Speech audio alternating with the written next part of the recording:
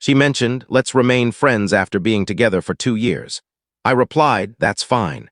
Then I started treating her precisely the way I treat my other friends, with clear boundaries.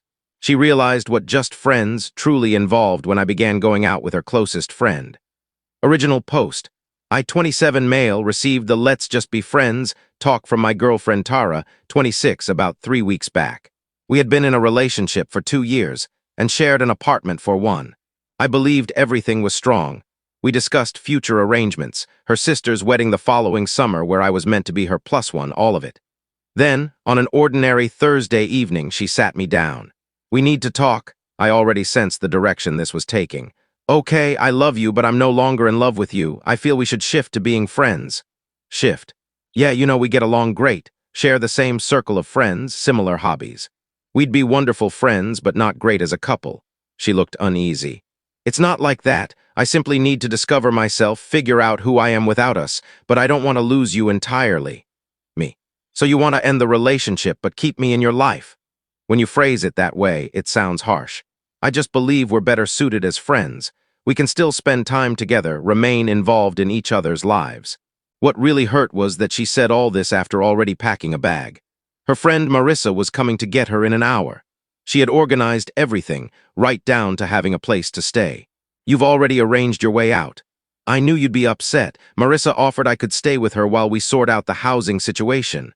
The housing situation. Well, yes, we'll have to handle the apartment, but no hurry. We're mature, we're friends. We can handle this. I sat there for a moment, absorbing it. 2 years living together, conversations about children someday. Now she wanted us to be pals. Okay, surprised. Okay, yeah, let's be friends, you're correct. We should manage this as adults. She actually smiled, looking relieved, as if I'd just accepted her ideal setup where she could leave me but retain all the advantages of having me around. Oh, thank goodness. I was so scared you'd hate me or complicate things. See, this proves why we're ideal as friends. She left that night. Marissa arrived, gave me a sympathetic glance like I was some abandoned dog. I simply waved. The following morning, I did precisely what Tara requested. I treated her like a friend, and that's when I discovered her idea of friendship differed greatly from mine. First message arrived at 7 a.m. Tara. Hey, hope you slept well. Could you bring my work laptop? I left it behind in the hurry. Me, sure. I'll drop it at your office front desk on Monday. Can't you bring it to Marissa's? I need it over the weekend. I have plans. Monday suits me better. Plans? What plans? Friend activities. She wasn't happy about that. But what could she argue? We're simply friends now. Friends don't disrupt their lives for one another. Saturday, another message. Hey, Marissa and I are heading to that new brunch spot. Want to join? Thanks, but I'm okay. Enjoy. Come on, we always had Saturday brunch. That was during our relationship. Have a good meal. 2 hours later. This feels strange. Why are you acting this way? Acting how? Distant, cold. I'm being polite. Exactly what you wanted. Update 1. Week 2 of our friendship, and Tara was beginning to unravel. When she suggested, let's be friends, she meant keep everything identical except the romantic part. What I understood was establish proper limits like with all my other friends. She entered the apartment Tuesday while I was at work. Still had her key, took some groceries, did laundry, even showered, left a note, borrowed a few things. Hope that's fine, I messaged her. Hey, saw you stopped by, I'll need the key returned soon. What? Why, my friends don't have keys to my home, but I still have belongings there. We can schedule times for you to collect your items just as friends do when picking up stuff. This is absurd. We shared a home. We used to share a home, now we're friends. Different connection, different limits. She arrived that evening angry. You changed the locks. Actually, just had them rekeyed. Informed management, you no longer reside here. Here's a box with your essentials. I can't believe you're acting so childish. Childish, I'm treating you precisely as I treat my friends. None have keys to my place. But I'm not an ordinary friend. According to you, that's exactly what you are. The sense of entitlement began emerging. She expected to remain my emergency contact, stay on my Netflix, keep access to my Prime account. Nope, but the highlight came that weekend. Our shared friend group hosted a game night. I arrived alone. She came with a guy named Connor. Tara, loud enough for all to hear, "This is Connor, we met at yoga." Connor seemed decent, obviously brought to provoke jealousy in me. I shook his hand, welcomed him, then dominated everyone at Codenames while giving them no extra attention. Midway through, Tara cornered me in the kitchen. Tara, You don't even mind that I'm here with another guy. Me.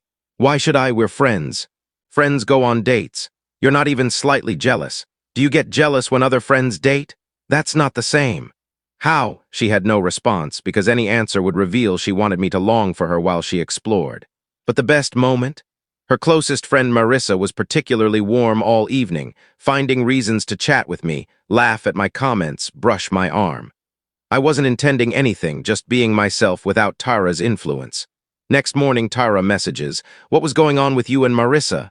Going on about what? You know, the flirting. We were simply chatting, friends chat. She's my best friend. And I'm your friend too, correct? Friends can interact with each other's friends. Silence for 3 days. Then Thursday, new approach. I think I messed up. About what? Us, maybe we should discuss it. Sure, what's on your mind? In person over dinner. Our usual spot? You mean the Italian restaurant? I have plans actually, but coffee Saturday afternoon works if you want to talk. Plans with whom? Does it matter? Friends don't have to share their schedules. Is it Marissa? Coffee Saturday or not? This isn't how friends behave. This is precisely how friends behave. You're confusing it with boyfriend behavior. Common error. Update 2, 3 weeks into her self-discovery phase, and it wasn't unfolding as expected. Connor from yoga stopped responding after 2 dates. Turns out he didn't want to be a rebound. Meanwhile, I was enjoying single life with strong boundaries. Then Marissa took her chance. She messaged Thursday night. "Hey, randomly, I have an extra ticket to that comedy show Saturday. Interested?" To clarify, I didn't chase Marissa. Didn't see her that way until she showed interest. But she was enjoyable, appealing, and above all, clear about her desires. No mind games, no shifting, no keeping me as a reserve. Me sure. Sounds great, Marissa. Awesome, just a heads up though. Tyra's acting strange about us spending time together, wanted you to know. Noted, still up for it if you are. Absolutely, pick me up at 7. Saturday arrived. I dressed nicely, feeling positive. First proper date in 2 years. As I was leaving, my phone blew up. Are you for real right now? About what? Marissa told me you're taking her out. She invited me to a comedy show. You can't go out with my best friend. Why not? We're both single.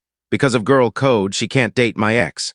I thought I was your friend, not ex. You know what I mean. I genuinely don't. Friends don't control who other friends date, she called 17 times. I silenced my phone. The date with Marissa was wonderful. She was genuinely funny, something I never noticed when she was just Tara's sidekick. We discussed everything but Tara. Well, until the end. Marissa.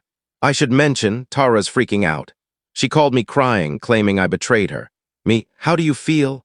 Honestly, she's been a terrible friend recently. It's all about her path and her development. She actually told me last week that keeping you as a friend was her backup in case she didn't find anyone better. Word for word, that's what made me see you deserved more and maybe I'd take a chance. We shared a goodnight kiss. Nothing further, just a pleasant first date kiss. I didn't post anything online, told nobody, but Tara found out somehow. Sunday morning, 6 a.m., banging on my door. Open up, I know you're there. I opened. It's 6 a.m., Tara. I don't care. We have to talk now. About what? You kissed her, my best friend. Me and I let her in briefly. She looked exhausted. Hair messy, eyes swollen, same outfit from Friday. You're doing this to punish me. Me, I'm living my life. You decided we shouldn't be together. I said friends, not date my friends. You said you needed to find yourself. I'm allowing that while I proceed forward. With Marissa, she's single, I'm single, we enjoy each other. That's dating. She tried to enter further. I stopped her. You don't live here anymore? I have stuff inside. Then arrange a time as we talked about. You're being heartless. Me, I'm enforcing boundaries. There's a distinction. That's when the full entitlement surfaced. She launched a campaign, contacting mutual friends, twisting tailies about how I was revenge dating her best friend, manipulating to cause pain. Some friends believed it, most didn't. Our friend Jake called. Man, Tara's saying you're only with Marissa to spite her. Me, did she mention she ended things to find herself but wanted me as a friend backup? She skipped that detail. Funny, but Tara continued. She attempted to interfere with my job, called my workplace pretending to be my emergency contact, claiming I was in a mental health crisis and needed leave. My boss summoned me, worried. Your girlfriend called, said you're struggling. Me. Ex-girlfriend and I'm okay, she's struggling with the breakup. She sounded very sure you needed support. Me, I'll deal with it, apologies for the disturbance. Reported it all to HR, began documentation in case. 1 month after the Just Friends discussion, Tara's elaborate scheme had totally failed. Marissa and I were officially together, not too serious yet, just enjoying time without chaos. Tara was falling apart. She tried various tactics. First, she sent Marissa old messages, loving notes I'd written, couple photos, clothed but intimate. Marissa shared everything with me. Marissa, she's trying to make me envious of your history. Me, is it succeeding? No, it's showing how tolerant you were with her nonsense. Then Tara went extreme, claimed pregnancy. 2M message, we need to talk. I'm late, me, late for what? You know, pregnant. Congratulations, who's the dad? Are you kidding, you? Interesting, since we haven't been intimate in 2 months. It can delay showing. And you've seen how many others since, Connor. The bar guy Marissa mentioned. I can't believe you're calling me a liar. Me, not calling, just calculating. If you're pregnant and think it's possibly mine, let's do it right. Doctor visit, paternity test when feasible.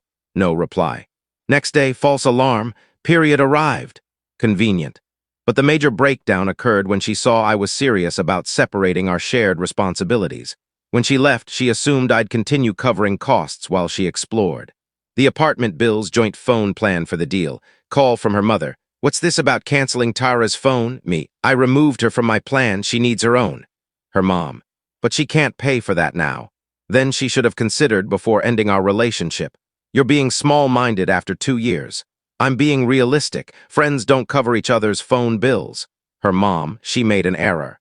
She sees that now. Then she gained an important insight. The height of entitlement was when Tara learned Marissa and I planned a weekend getaway. Same coastal town as our anniversary trip last year. Tara sent a long message about erasing our memories, disrespecting our past. How dare I bring her best friend to our meaningful spot? Me. It's a public beach. You don't own it. You know your intent. Yes, enjoying a trip with my girlfriend. She's not your girlfriend, she's my friend. Was. She ended the friendship after you guilted her for finding happiness. That's when Tara erred massively. She appeared at Marissa's workplace, made a disturbance. Security removed her. Marissa's boss was unhappy. Marissa called me upset. She's completely unhinged, screamed that I took her life. Want to pursue a restraining order? I may need to. This is madness. Final update. The restraining order was the reality check Tara required, along with losing her job for excessive absences during her breakdowns. Turns out, self-discovery is tough when also harassing your ex and his new partner. Last update from mutual friends, she relocated to her parents' home. In therapy, required by court after the workplace event. Blocked everywhere by Marissa and me.